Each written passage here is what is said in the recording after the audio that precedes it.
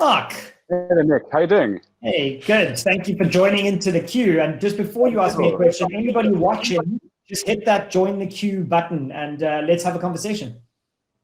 Cool. So I'm the CEO and founder of a company called Trixta.com, Trixta. And Trixta allows you to use AI and automation to build software much more efficiently.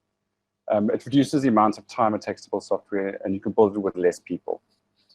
And it's a very aspirational thing. And a lot of my role really is to try and be a visionary and get the message out. So what I've decided to do, and I think of it as a side hustle, is I'm following your formula in a way. I'm busy starting to write a book. I'm starting a channel. I'm actually organized with Waitroom to start a channel from next week. Where I'll be talking about the future of software and what's going to happen. A lot of people don't realize that software is going to change. It's inevitable, and it's going to change quite quickly. But how do we get there from here? But I do have a question, and that is, I haven't done this before. I have written a book once before, but I haven't promoted in this kind of way, using social, using video, using live. What advice can you give me on how to start this and to get traction? Because initially I'll have no followers.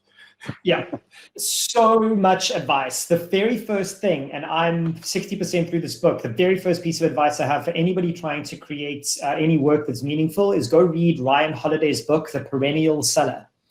Legitimately, if you are a creator, it is one of the best books I've ever read in this regard.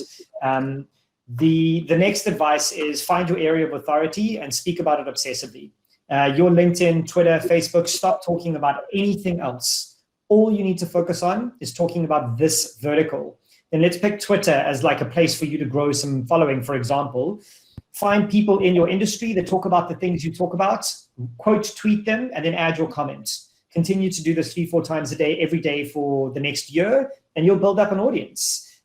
Do that on key platforms, and added to that, don't be on all platforms. Figure out where your customer is, and then go there. It's a mistake I made with my last book. Oh, I need to be on Instagram, Facebook, Twitter, TikTok, everywhere. And then I was kind of nowhere. This time around, double down on LinkedIn. That's it. That's where you find me. All my stuff happens on LinkedIn. It's where my main port of call is. And I just talk about starting businesses and side hustles. That's it. You won't find me talking about anything else at all, ever. What I've told my students on my side hustle course is, you think social media is for photos of your breakfast and your eggs? You're wrong.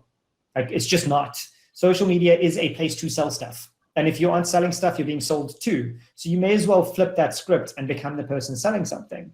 So that's kind of my main advice. Outside of that, Ryan Holiday's book will tell you that the best way to get traction is to write the best thing you can write, or be the best version of yourself that you can be. You can't be shit.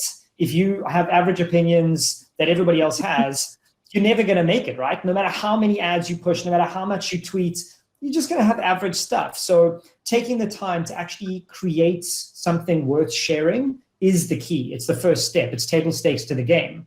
And if you don't do that right, then no matter how much you do the marketing, it's not going to work. And then finally, stealing from Ryan Holiday directly, the thing that he blew my brain with is launches, if they fail, means that nobody saw your shit. So launch again. And if that launch doesn't work, launch again until you get traction. I did a Malcolm Gladwell writing course, and he said that 2 years after finishing his first book, did it become a bestseller. 2 years. Because every single event he went to, he was like, hey, you should buy my book. Hey, have you heard of Outliers? Hey, Outliers is amazing. For 2 years, he promoted and relaunched that book. Like, that's what it takes. So that's kind of what I've done on LinkedIn, is for a whole year, I posted every single day for last year, every day. And I grew my following from 3,000 to 13,000 in a year. Like, that's what it takes, consistency and patience. So it's LinkedIn only, or LinkedIn plus Twitter for you?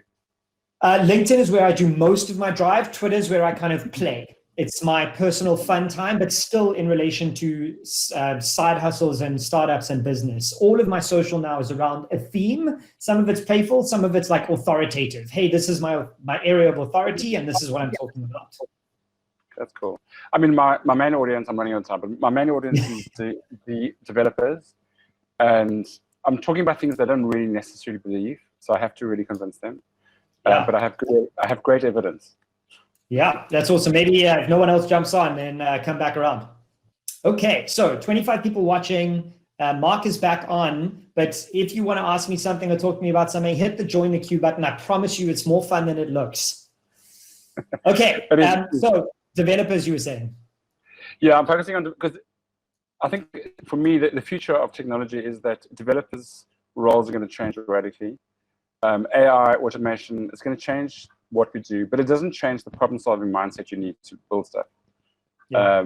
And so it's about that. But there are things in history of technology that are indicating changes that are already happening and will happen. But it's really highlighting those things, and I think it's a good story, and it's definitely not the norm.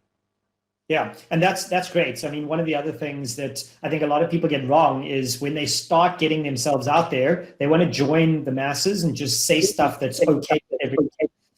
Actually, it should be the complete other way. If you're not polarizing people, no one's going to remember you. So the apps, yeah, you have to. Like, people have to tell you you're an idiot. And I mean, for me, you've known of me and Mia for a while. Some people love me, some people hate me. That's the game. Like, if everybody loves you, no one remembers you.